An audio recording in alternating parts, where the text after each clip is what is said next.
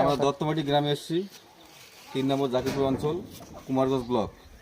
এই যে ভাইয়ের 2 দিন আগে সমস্ত পুড়িয়ে নিঃস্ব হয়ে গেছে।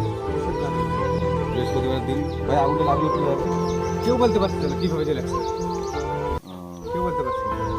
একমাত্র আল্লাহ ভরসা। এখন আল্লাহ ভালো লাগলো। তোমার কি সব কিছু পুড়িয়ে শেষ? সব কিচ্ছু নেই, কিচ্ছু নেই, কিচ্ছু নেই, সব শেষ। এই পরিবারের এই অবস্থা।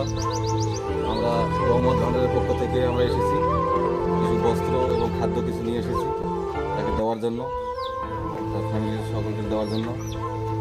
তো এই ভিডিওটা সকলে বেশি বেশি শেয়ার করবেন, যেন এই ভাইয়ের পরবর্তী কিছু উপকারে আসে। সকলে হাত বাড়িয়ে দিবেন রহমত ভান্ডারের মাধ্যমে।